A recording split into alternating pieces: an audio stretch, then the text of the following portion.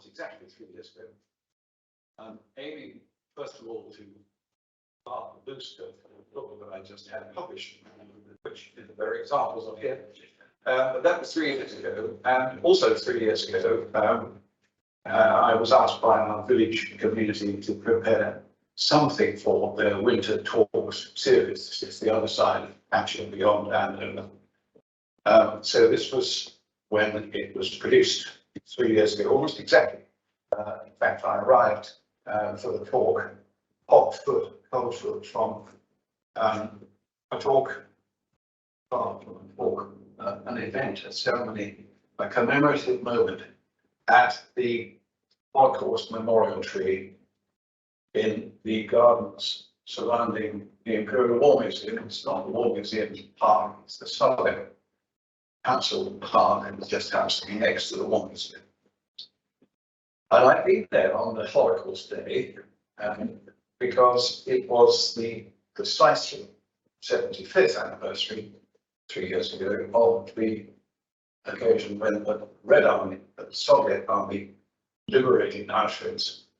And so that Holocaust Day is selected as 27th of January, and that does flag that it was the Red Army that opened the doors and went right to the place.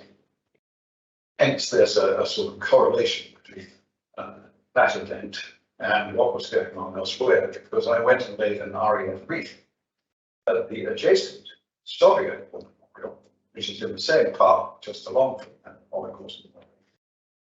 I made a brief in tribute to those RAF airmen who died in service in Russia, and many of those who were caught out in that conflict there in 1941.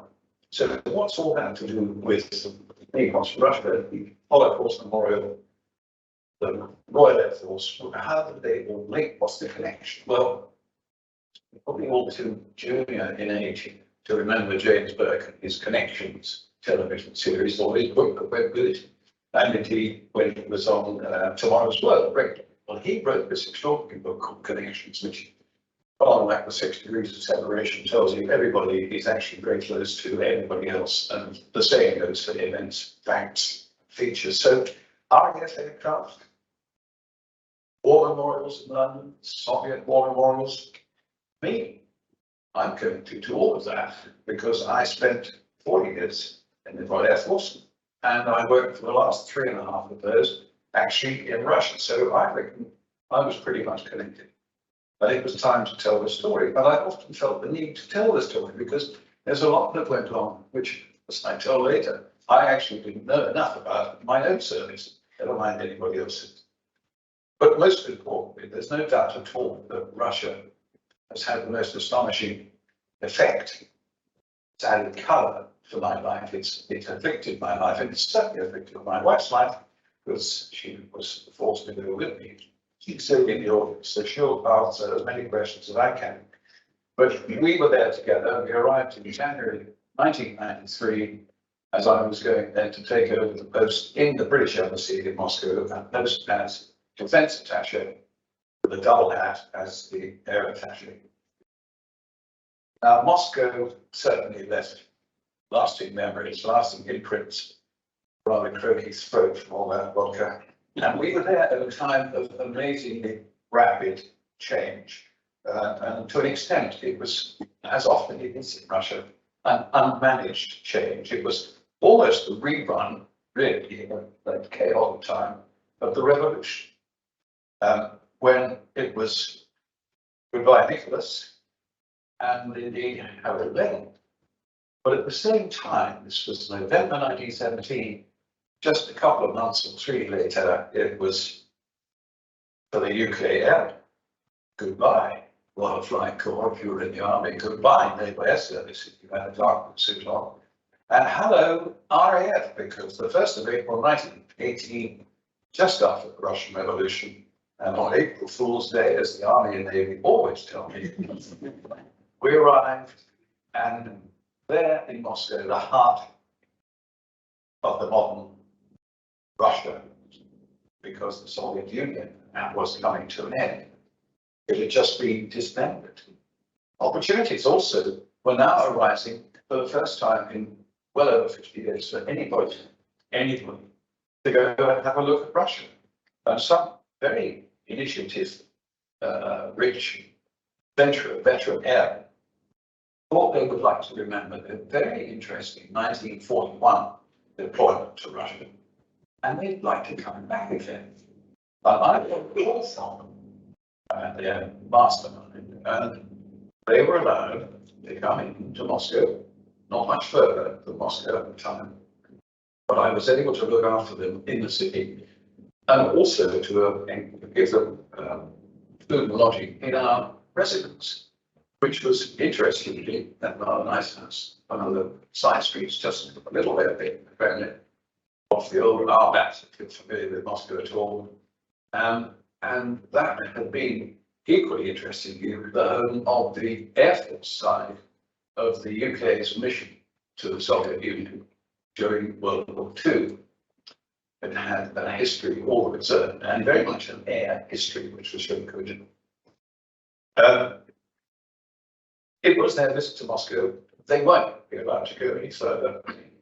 But later on, they would be able to. But for the time being, everywhere outside Moscow was off limits to them. And in fact, pretty much off limits to any inquisitive air attaché, which I was hoping to be. I'll confess here and now that I really wasn't aware of this 1941 deployment in my own Air Force's history before they nudged me and said, can we come back and have a look at the old place? Now, I'll talk about that particular deployment, but I had to dig deeply into it, and I realised there were some significant knowledge gaps. Years later, these air and the fact of their activity in Russia had been forgotten again. Prime Minister Blair announced the award of an Arctic Service badge. It was not going to be a medal, it was not going to be worn as a medal. If they were prepared to take it, they could stick it in their lapel, and they thought that was a bit thin. But there was going to be a presentation of the first handful of people who qualified for it, and this presentation was going to be in Downs. And so I waited for the invitation to come to airmen, and the answer was airmen. The Ministry of Defence said it was only me. So I thought, well, that's not good enough. I really think something's got to be done about that. And indeed, I did have something done. And some colleagues with skills made themselves, perhaps, we'll go back to that one. Something indeed had to be done. And we made a film, and it's a film that I can steer you towards. But as well as making a film, which was premiered in 2006, and there was an extended version made in 2011, and that is one that is now sort of 55 million DVDs, very, very worthwhile, but it concentrates solely on this 1941 deployment, small deployment as it was. But something had to be done. And so I spotted a cruise company who were going to go back up to the north of Russia, up to the side of Norway, around the North Cape, and go into all those distant ports, Murmansk and Archangel. And so I had a word with the good lady at Voyages of Discovery, who was planning on-board speakers. And I persuaded her to let me on board and to inform, entertain, and possibly even give some pleasure to those captured passengers. They got nowhere to go. They couldn't get off. But the problem was this cruise director, she was very happy, and I told her this extraordinary story of boys going to Russia in 1941. And she said, that's the lovely story. You persuaded me, I'm going to have you on board. Let me just remind you, we're going to be at sea for 3.5 weeks. I'll need 6 or 7 lectures from you. And I thought, now that is a bit tricky. And in fact, where were we going to be going? We're going to go all around the top, as it shows there. And we would be dropping into the White Sea and so forth and so on. We'd be at sea for all this time. I really ought to know a little bit more. So the White Sea in rather more definite detail, with the Kola Peninsula sticking down into the neck that comes into the White Sea, Murmansk at the top of the Kola Peninsula, and Archangel down there in that little bay bottom right. The Kola Peninsula here, we begin to see the size of the problem. The Kola Peninsula, that looked rather large on the last map, it's now rather small on this one. And indeed, as we all know, size does matter. Just like that. I'll let other people make some unsavory comment on that. Anyway, I needed to uncover some more material, and it would be material that I realized as I finished giving this sort of a lecture on that ship and many others subsequently, that there was time I had put it all down on paper, and that I eventually did. And so let's go on with the talk, because I've completed the book, and now I can talk about it with rather more confidence and with some evidence of activity. But of course, we're going to talk about a whole century, and I'm only going to give glimpses along the way of some of the times and the ways in which the Air Force and Russia overlap. Sometimes, in fact, as I started to write the book, interestingly, in 2017, 2018, the Royal Air Force was collaborating with the Russians. We were deconflicting, let's put it that way, so that we weren't over the same part of Syrian or Iraq sky together. We've done a bit since then, and that's the way, of course, everything does change. Sometimes we've been particularly benevolent allies of Russia. Sometimes we've been particularly unpleasant enemies. The simplest way to, I suppose, consider all the way that a century is unrolled is to look at it decade by decade and have a look at the whole taste of history. So I'm going to do it in that way. And if we start in that first century after the Air Force's formation and the Russian Revolution, we've got, as I've said here, life and death for that newly formed RAF, life and death, all the way across Russia, north, south, east, and west. By April 1918, Russia had already withdrawn from the war. Germany had made various cunning deals, and territory was being exchanged. Arrangements were being made for what was going to happen. The worry for the Western allies, of course, as Russia had pulled away from the war, was that Germany would have only a Western front on which to continue the war. Much more importantly, we were shipping stuff into Russia from northern ports, from southern ports, from eastern ports. It was being stacked up, laid by in warehouses and so on. It was an easy meat for an enterprising German organization to come and siphon it all off and use it to their own advantage. We needed to do something crisis. And we thought, therefore, that we would yet again have to do something. And on this occasion, and not for the last time, it was this man who had a principal hand in the whole matter. Extra Royal Navy vessels were moved towards Murmansk, where they had, in fact, from 1915, had a flagship part off the north coast of Murmansk, guarding against that there were Germans coming in there and using the submarine facilities, which were there already in 1915. It's a miserable place. Air assets and other goods and services were brought in by ship. I show here Murmansk, but they were also coming in to Vladivostok. Troops were being put ashore to move down the rail system, which had been very recently built, mainly by prisoners of war, from Murmansk all the way down to Petersburg, and to head off on those naughty Bolsheviks coming along the rail routes up from the south. So anyone probably stick somewhere. Basically, they're all the way up and down, all the way down on this rail route, either rail route into St. Petersburg here, or coming down through Archangel down towards the East-West Railway, which runs from here. That was a very definite target. Stop any movement north by any of these German rascals. And on the 31st of August, 1918, there was, I think, what can be classed as the first definitely guaranteed, genuinely joint service operation. RAF aircraft were attacking defensive positions, land forces around Archangel, while the Navy, and I have to say our Royal Navy, but also the French Navy and American Navy contributions, all of those contributing to put Marines, the force Marines ashore and to attack the Archangel defences with bombing aircraft from above. The Bolshevik defenders actually relented and moved away and got out of the way, but that was really the start of more than a year and a half of savage operations south of Archangel and south of Murmansk along those river and rail routes that take the open traffic north and south. So what were the Royal Air Force using? Well, they've got these old stalwarts, DH4s, DH9s, over there on the right.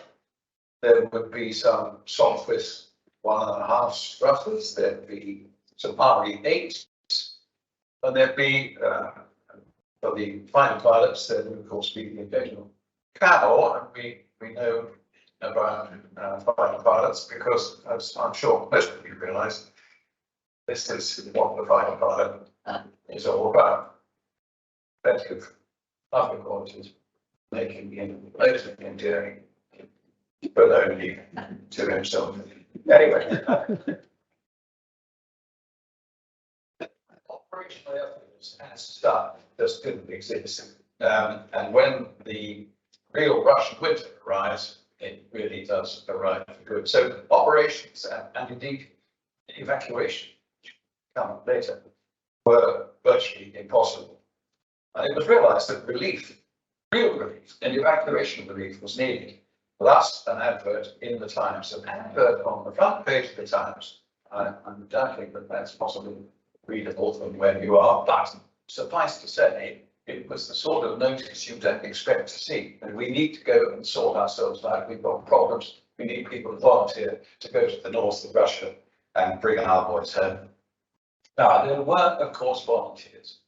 But people who've been fighting the Farnborough air war and won that air war over the northwest of France and so on, were all ready to go and fight anybody again, given the right airplanes. So we've got characters like this old Beery Lowen, a very distinguished pilot with particular scores on 56 Squadron, and Ira Jones, who was probably best known for being a leading man of 74 Squadron, a crazy, utterly crazy Welshman, who I'm happy to say wrote, if you want to understand anything about the way it was fighting in those sorts of airplanes, those sorts of weather conditions and everything else.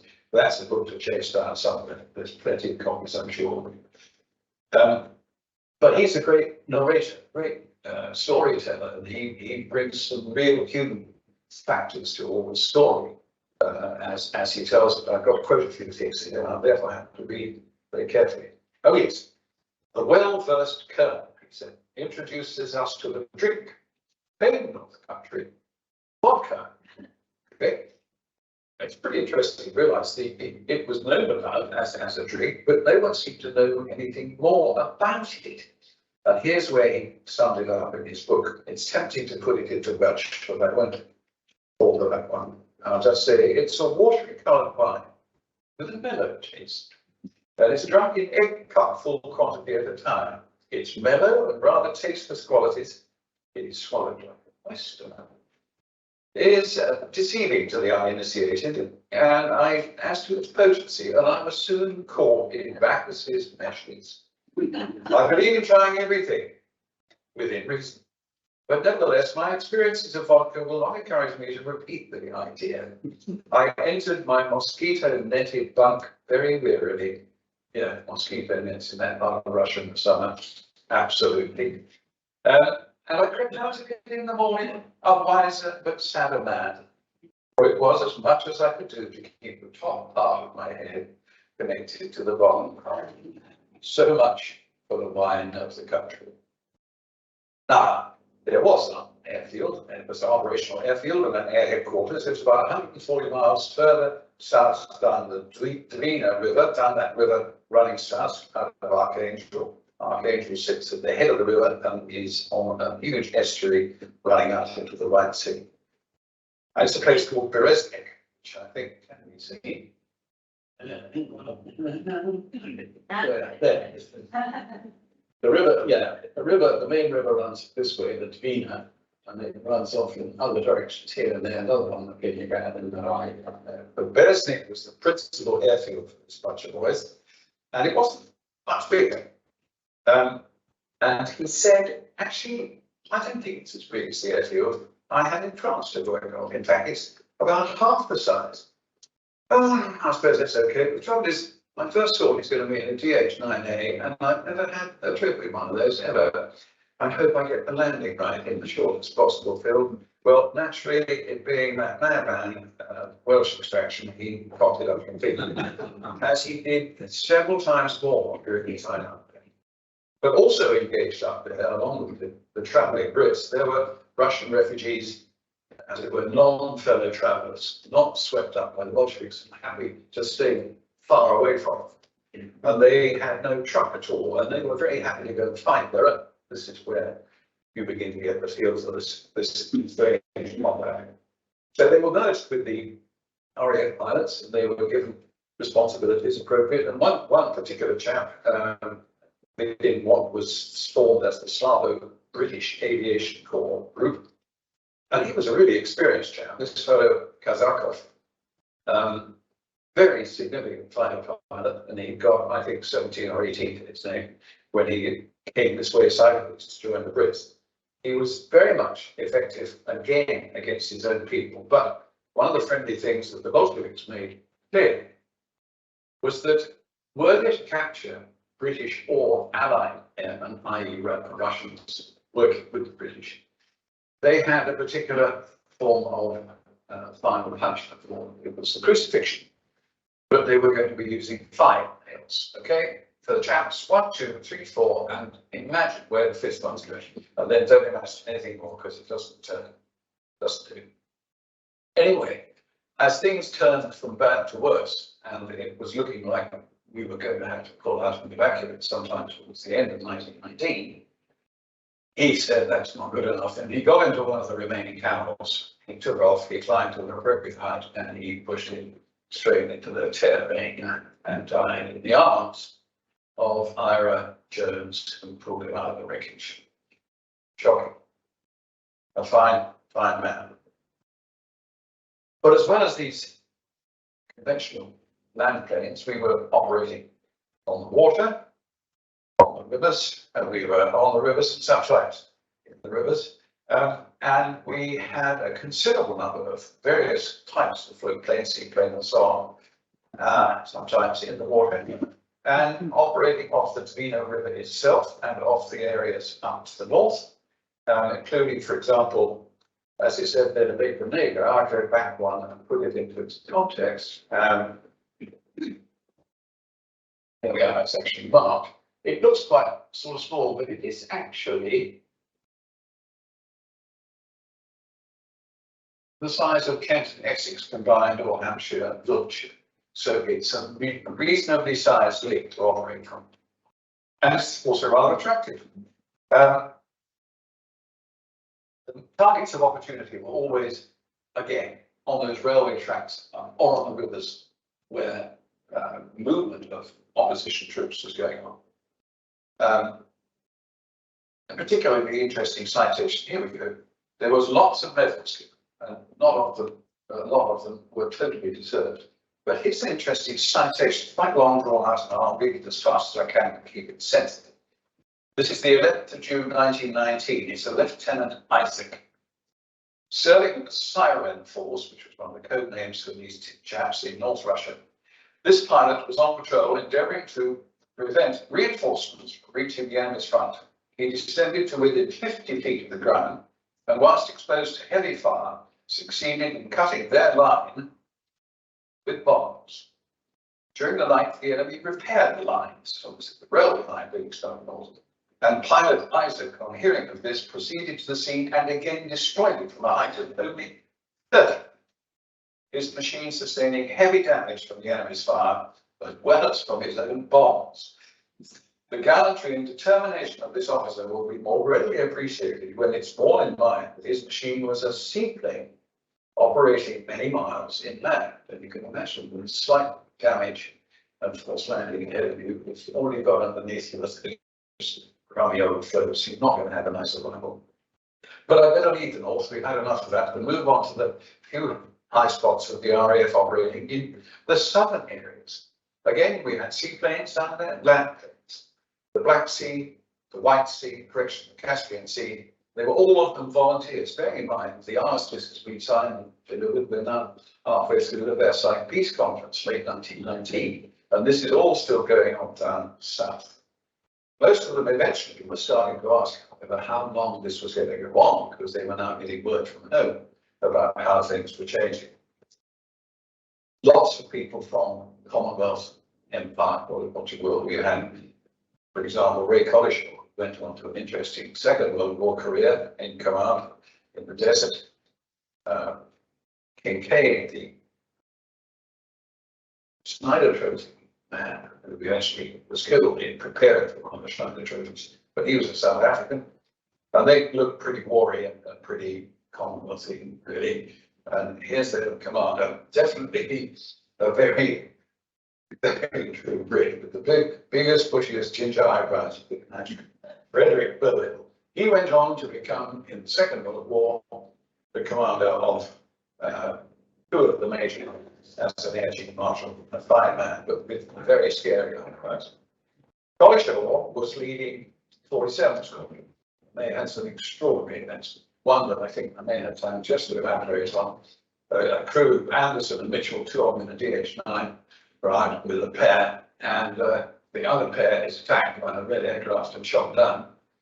And so Anderson and Mitchell circle about and see that there's a way of getting down close to the wreckage where they can see their two boys are actually alive and watching the arrival of the Bolsheviks carrying their bag of 5 nails. So they got down and they put their DH-9A down alongside them in the dirt. As they got down, they realized that they'd taken some hits as well, and there was a leaking fuel tank just ahead and up above the pilots head under the main plane. But the other two crew rushed across, got in, squeezed themselves together very intimately in the back, where the friendly navigator had been asked by the pilot to get out and stand on the wing and put his finger in the holes in the back. So then this thing gets airborne, and Anderson and Mitchell flew and fingered, and the two in the back kept down and got out of the way, and they got back safe. There was a recommendation put forward for the VC for Anderson and Mitchell, but eventually it came down to the TSO. But it was an extraordinary thing. Where shall I go? Yeah, I think Kincaid, we saw him just back one, Kincaid on the left there, right of the picture. He was probably the most successful fighter pilot. He was working with 47th Squadron, and their operational area was on the Black Sea coast here. They all came before in Novel Assis, and the combat was all the way up to Stalingrad, and then Volgograd, and I hear that Putin is now suggesting it goes back to being Stalingrad. But everywhere up here, which is now being fought over, was very much their operational area, and across there, the Caspian, up to Astrakhan, and into what is now southern Russia, and across here into what used to be Chechnya and places like that. It was a vast operational area, and they had a great deal of time and energy put into it. Bowhill ran the seaplane and the land plane wing on that Caspian shore to the right, and they were doing lots of bombing up to Africa, as I said. But occasionally, of course, sadly, there were losses, and there was rather inspired headstones put into a temporary cemetery that was on Chechen Island, which is a little tiny. I'll go back to that. Chechen Island is and battery's gone. I won't play this game because I'm no good at that. Anyway, there's a couple of headstones, and there were many people killed out there, and they were obviously rudimentarily buried in very strange places, far from, if you like, the British Empire or anything remotely resembling that. And so it is that the Commonwealth War Graves Commission had very cleverly managed to pull together all these distant burials. Their records were adequate, but they've been able to bring all those lost in these strange places down in South Russia and the Caspian Sea into the Haydar Pasha cemetery in Istanbul, where the Commonwealth War Graves site has a listing of all those extraordinary locations where people were lost. Now, if that wasn't enough, just to keep the pressure on, we were also operating in the Baltic So we've got the North Sea, the White Sea, the South Sea, the back of Caspian, and we're now in the water. And in a classic series of joint naval air operations, culminating in the attack on the big Russian Bolshevik capital fleet at Kronstadt. That image, incidentally, is from a German naval intelligence map of about 1910, 1911.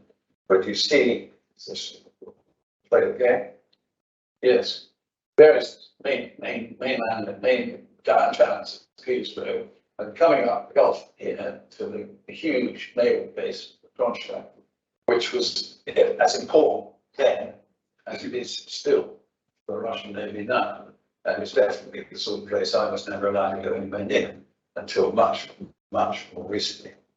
And so the RAF aircraft were operating, they had to get their first wall, and they got there on HMS Vindictive, which was a converted cruiser with a forward flying off deck and a very small rear landing on deck. What most of the aircraft did was to be flown off and then pulled back out on by crane. But on this occasion, most of the aircraft were flown off and then found rudimentary landing strips on the Finnish coast, which was then Finland and South Russia. They would operate from water and land. They had a very keen senior man in charge, a squadron leader, Scotsman, Squadron Leader Graham Donald, played rugby for Scotland. And he was himself a most interesting survivor of an air mishap. He tells it in his own way in a book of collecting air stories. He was in a camel of some mark over France in 1917. And he was not actually operationally busy. He thought he just keep his skills, and so he kept his skills by turning upside down and doing a few aerobatics. And he turned upside down, and on the first occasion he went upside down. He realised he should perhaps have done his straps up, because he actually fell out. And as he fell, he thought whatever any sensible grown man would think, as he fell to death. And he probably shouted it out as well, but he didn't shout very loudly because he was suddenly aware of the sound of an approaching cannon, engine still roaring, and lo and behold, he fallen out. It had continued a bit and was now coming there, and he grabbed hold of it, and is now up on the inner part of the upper wing and is hanging on for great length. He realizes that as he puts his foot backwards, he can actually start to wiggle around. Ah, there's the stick, and he managed to get it in right and pulled back up nicely, and it fell down a bit. And he did that again, and he pulled a couple of times and managed to squeeze back in. So now he crawled himself backwards over and in, and he comes down to his home airfield. He'd been overhead doing all his stuff. Comes down to the home airfield and was waiting for the ground crew to all be out there reporting, because he made those magnificent landing, probably the best he'd ever seen to do. And they were all hidden. And then they popped up when his engine turned off. And they said, "Ooh, glad for seeing you back, sir, but could you next time, when you're doing whatever it is, not fire everything you've got?" Therefore, and his foot was busily pulling the trigger as well as saving his life. So there he was doing serious damage to things Russian. And it's fascinating that not many years later, 25 or so years later, there he was as the Air Officer Commanding in Chief Maintenance Command at Andover, where he was masterminding the supply of friendly goods to Russia to support them in their efforts. So 25 years on from shooting everything out of them, he was now reconfiguring their air force with air supplies. Wonderful stuff. But there were, of course, losses up there as well, and those losses, because they were so remote, dying over Finland or in the sea or got lost, their commemorations are in the Imperial War Graves, now the Commonwealth War Graves Cemetery in Arkage, on the memorial slabs there. So even though they were lost far from home, they're not lost forever. But there were obviously as many people who survived as were lost. And the fine fellow on the right there is a chap called T.M. Williams. I'll come back to him. He was again a successful fighter, but we've got to move on to the next decade. It's taken a long time to get through the first one, to hurry up now. And that was the decade that we were looking for records. We were going to be flying higher than everybody else. We were flying faster, we were going to go further. And this was applying to Britain and also the USSR and also Germany. And then, of course, we get to the Spanish Civil War. Now, that's an awful lot of activity. And what were we doing at that time? Were we managing things too well? Well, I'm not sure we were, really. But at least we were just in time in the development of those two aircraft just before the end of the decade and the start of the war. And, of course, that was the next decade. It was total. And it was especially total war in the air, as I don't think I need to tell this one. And of course, we had, before it started, Messrs. Molotov on the Russian side, Ribbentrop on the German side had made careful arrangements to ensure that Russia would not be disturbed while Germany got on dealing with the rest of Europe. Big mistake, as it turned out. But once again, of course, something really did have to be done. And again, it was Churchill. And as it says on the left side, this is when that Royal Air Force deployment, 151 wing, was set off, going off to Murmansk again. Hitler's invaded Russia, of course, on the 26th of June. Churchill's broadcasting that evening and saying any enemy of Hitler is a friend of ours, so I'll come and help you. It's not much I can do on the ground. In fact, I'm a little worried about the Navy, but I will send you some air to safeguard your ports, because then we will be able to bring stuff in. So it's a bit of deja vu. Here we are arriving by sea into the ports of the north, in this case, Roundel. And within very few weeks, this wing of fighters, 39 aircraft, 550 men were all at sea. 2/3 of them were on this rather knackered fleet cameras in the Argus, which ironically had been used to deliver replacement aircraft to the Air Force in Russia in 1919. So it was no stranger to these waters, unusually.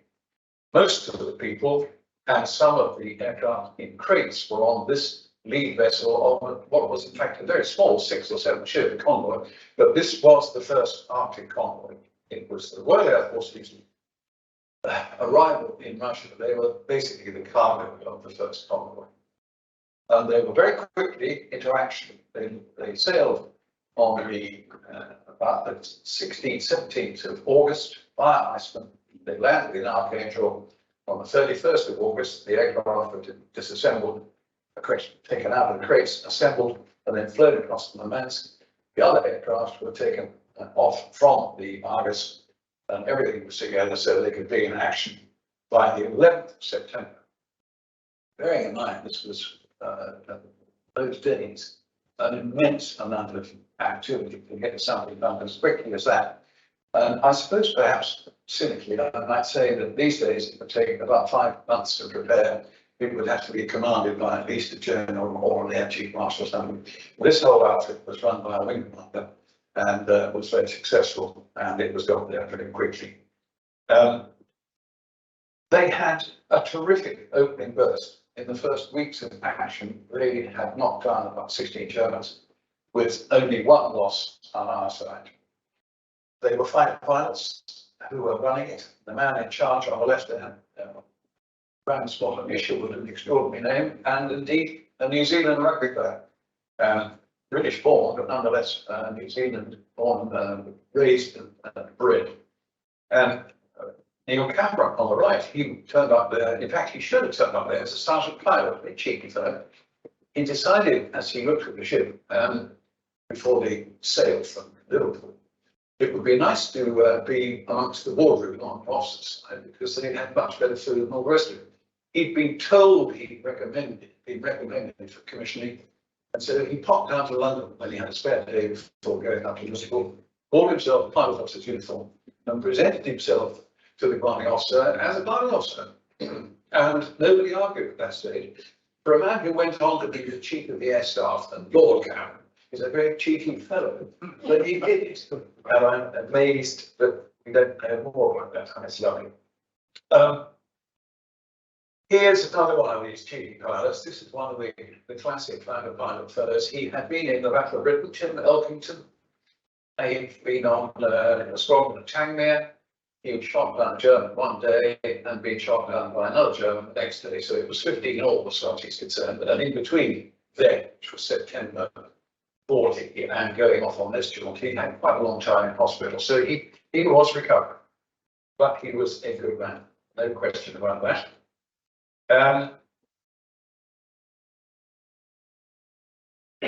There were, of course, moments like this. And amongst all the excitement of shooting down the first half dozen Germans, we lost one of our, so a young sergeant called Nudger Smith, and he was given a proper set off with the honor guard of both Russians and British Air. We were definitely allies at that time.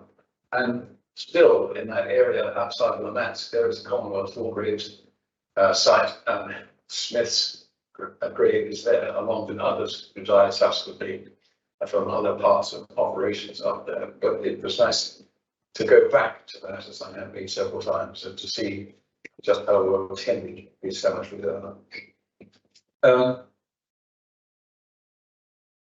Anyway, it was all over by New Year, 1942.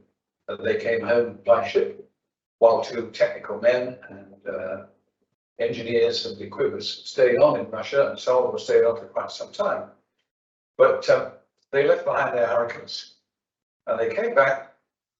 And once back, the Soviet ambassador, Mr. Maisky, ambassador for most of the war, in fact, all of the war until the very end, a very distinguished gentleman, was able to present them on behalf of the Soviet Union their four orders of landing. The three senior men, the wing commander, the two squadron commanders, and the top scoring pilot, now seen there on the extreme end of the picture as a pilot. So that was Sergeant Wang Orr, who had three to his name in that Russian engagement alone, and many more subsequently.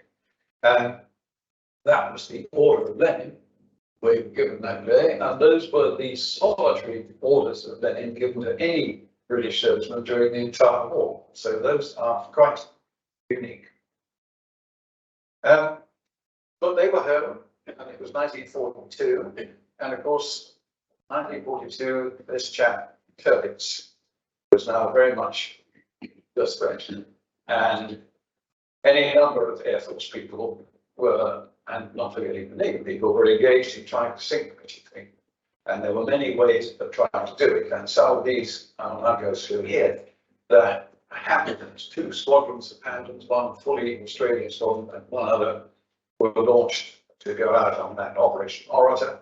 They didn't achieve a great deal, quite honestly, because they were only scrambled, full on torpedo operation, and the intelligence was poor. Tirpitz wasn't where they thought it was. They were left behind eventually, those that survived, because they lost, I think, 7 out of the 28 aircraft that set off from Scotland, who made it all the way to Russia. So the relics were left behind, and the Russians flogged them to death and used them until they were nothing. Like so much else, a gift to Russia.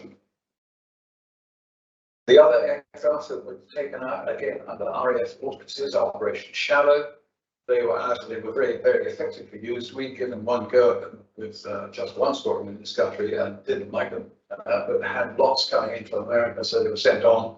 And I'll leave the rude jokes because it would have been nice to be part of an RAF direction flying in the cold weather. I'll leave it there. That's all those aerocobras that were delivered by sea in crates were erected and serviced up to readiness by a little team of RAF men. Extraordinary job. More Tirpitz attacks, and I'm sure you've heard all these stories were again done by Lancasters, one way or the other, with lost neither support, and reconnaissance and so forth.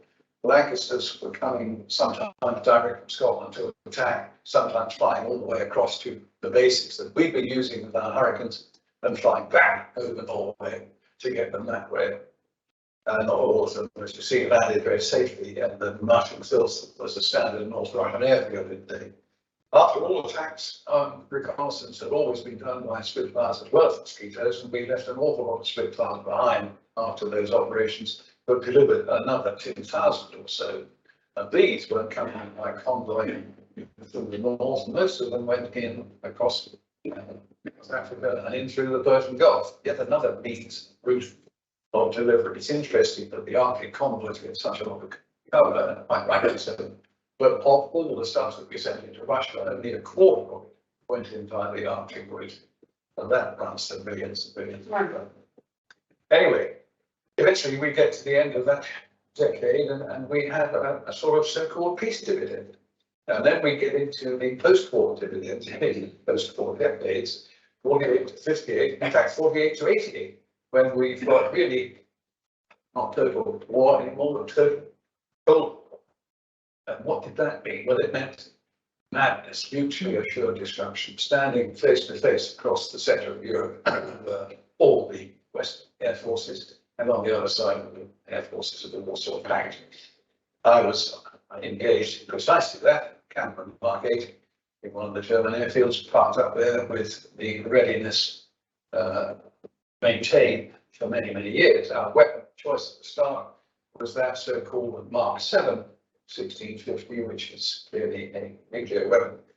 And we had the TOS method of delivering the thing. It was overtaken before I finished on that tour with a 2100-pound horizontal delivery with a retard parachute on. I never worked out how long the retard was going to keep the thing from going off after I'd gone over. I just didn't want to know. But there's a bigger problem there. If I'd got there, was I going to get back? There were always going to be problems in our own air defence systems. The British Army's missile men recognised me as opposed to one of the opposition. I just don't know. But there were other things going on as well. We had eyes in the sky. At least we had eyes in the sky, appeared to be eyes in the sky, with RAF RB-45s. That can't be right. And the answer was no, they weren't ours. They were just painted like us and they were flown like us.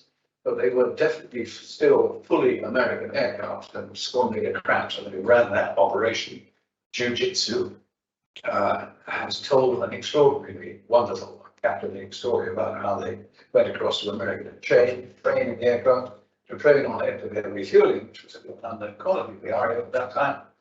And then to, as he said, they were going to be simulating themselves as an American aircraft and a British aircraft, a British crew, and if they captured him, had to be shot down. He was 6'6" and a Harrovian and could never pass the American. He thought that was not going to do. But there they were. This was what the Russians call the Soviet bands, their musket off how to camouflage from Germany and so forth. Of course, we then come through 1948, 88, we get halfway through that, we come to 1968. And here's an extraordinary thing. From 1968 to when I first delivered this lecture, so 3 years ago, from 1945 to then, 1968 had been the only year in which no British servicemen had been killed or lost on operations. Not one. That's not to say that without going on operations, we didn't lose a few. And I'm horrified to have these numbers in front of me. I researched them the other day and I still find it quite difficult. In that blank year, 1968, when we weren't on operations anywhere, we were still training. We all know that we train hard for war. And if you train hard for war, you lose some. And in 1968, we lost 36 aircraft. We lost 46 aircraft. If you were in the counting game, you'd know that we lost 5 Hunters, 5 Lightnings, 3 Chipmunks, a couple of those were fatals, and no less than 12 Canberras. I just finished flying with that thing on Roundel. I wasn't flying 1968. It was not a good year, but that is what, realistic and perhaps sometimes over enthusiastic training sometimes involves. So here we are. Oh yes, of course, 1948 to 88, there was also the Berlin effort.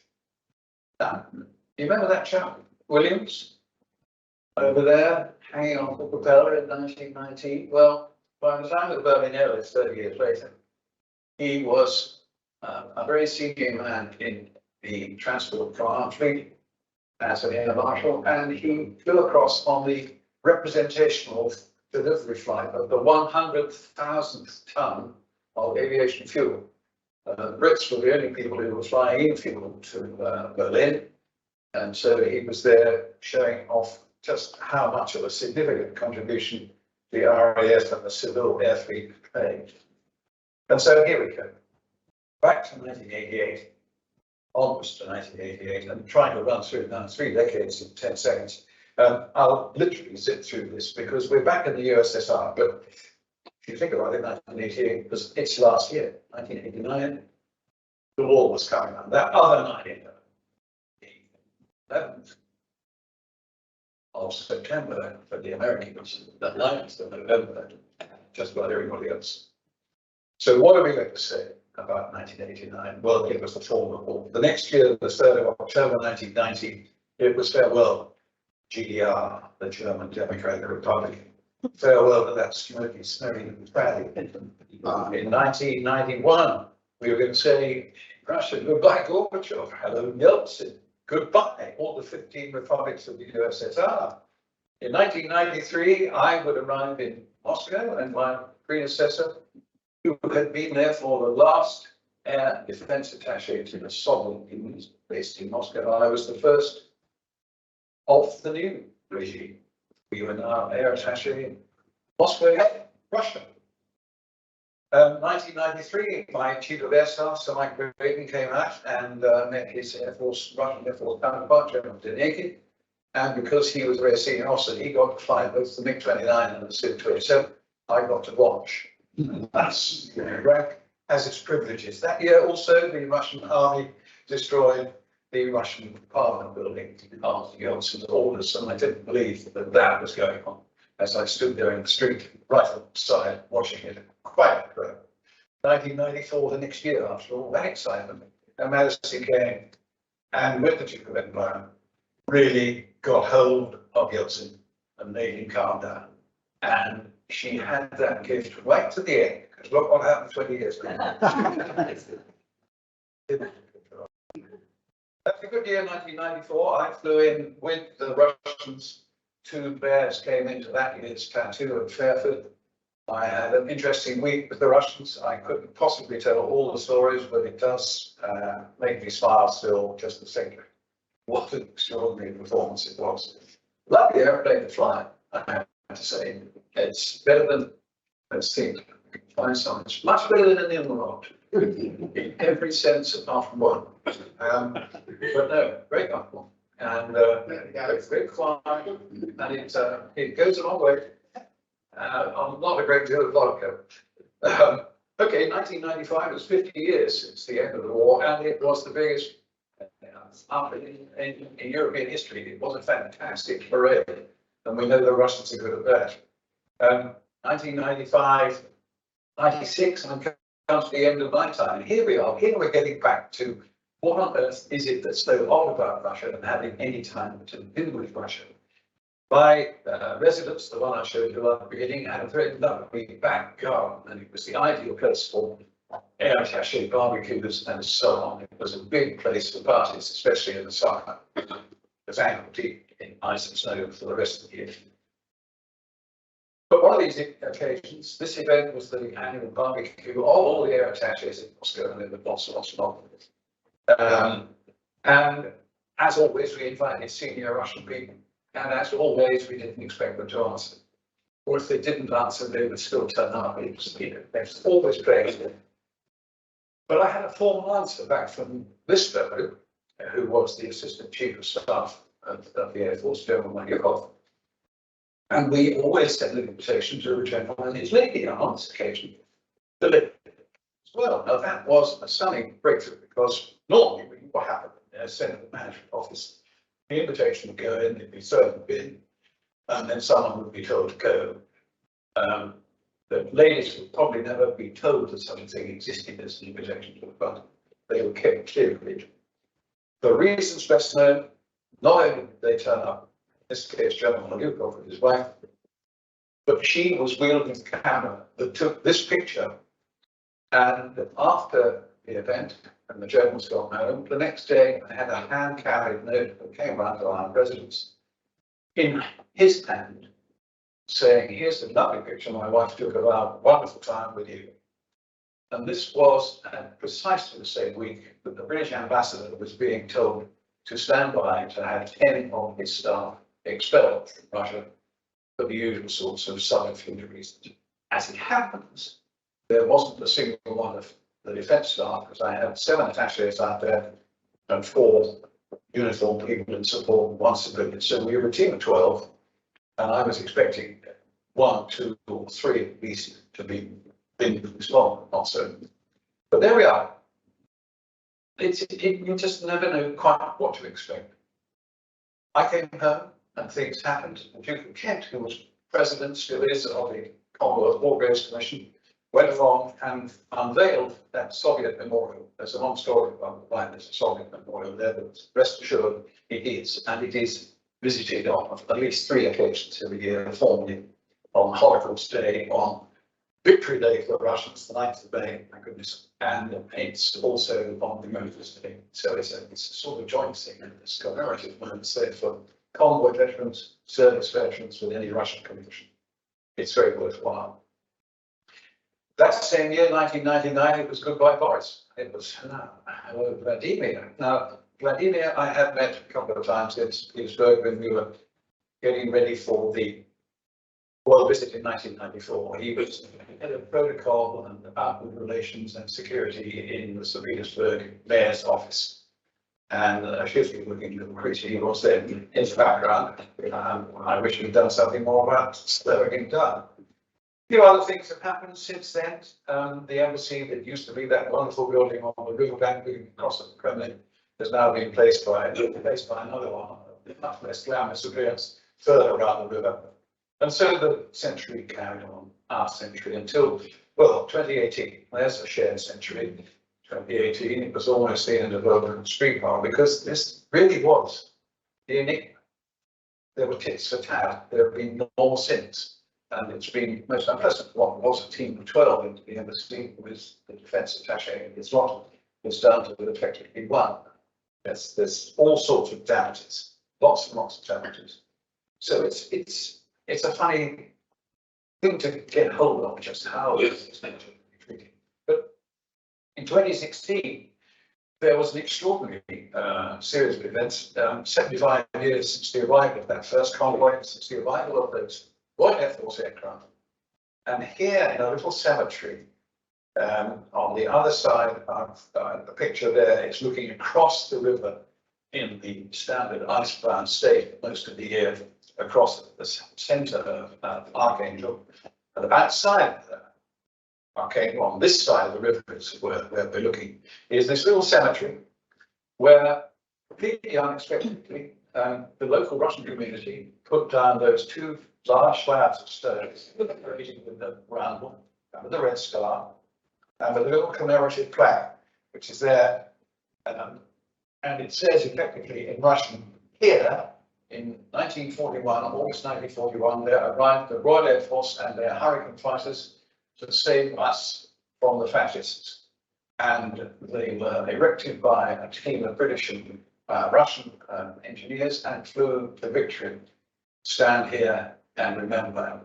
An extraordinary gesture, and really so unexpected. The ceremony and the flamboyance of what was going on in Archangel, and then we were transferred across to St. Petersburg, and the same happened again. Ceremony after ceremony after ceremony, endless tributes. Wherever you went in St. Petersburg, you'd see nothing but sort of signs of Dervish, which was the code name of that first convoy. Extraordinary. Also, with me on that occasion up there in 2016, there were these 2 fine gentlemen. The one nearest me, Vic Bashford, he was 102 on the 28th of December. He's still alive and kicking. He was outside Huntingdon. On the right is Tim Wilkinson. You might remember Tim, that was the cheeky boy. And his Hurricane up there. He's come to the end of his life now, but he and Vic were there. And you'll notice perhaps those rather interesting medals. All of these are Russian commemorative medals, anniversary of Victory Day, 40 years, 50 years, 60 years, 70 years, and so on. Here the standard lot with there the Arctic Star, which was eventually a proper medal, and here that, which is another piece of Putin's enigma, because this is the Ushakov medal. Admiral Ushakov was the Napoleonic era naval hero for the Russians, and in 2013, Putin said he was going to now re-award this medal to people who've shown commendable bravery and gallantry in Arctic operations. And he said, and any Brits who are still alive can have the medal. And so I made damn sure that then there was still just 5 airmen, 4 in the UK and 1 in Australia, and they have all received and bravely worn this medal, which is a hell of a thing. But when you consider how otherwise Mr. Putin can behave, you just wonder just what is he up to. And everybody does that. It was, I think it was Boris Johnson, before we had the pleasure of him as Prime Minister, when he was, I think, Foreign Secretary, he wrote in the Spectator magazine, which he'd been editor of for a while, and he wrote it because he was asked to recall why he'd had to start changing his mind about Russia. He was starting to worry about what they were getting up to. And he said, what really changed my mind is whether it's possible to reset with Russia. I really thought, as I think many foreign secretaries and prime ministers have thought before, that we could start again with Russia, that it's a great country. We fought with them against fascism. It was very, very disappointing that I got it wrong. Well, nobody's got it right with me yet, as far as I'm concerned. But I have gone far too long, and so I think that's a part of the answer. Thank you very much indeed. I'm sorry to have gone far too long, but I hope that's been of some interest.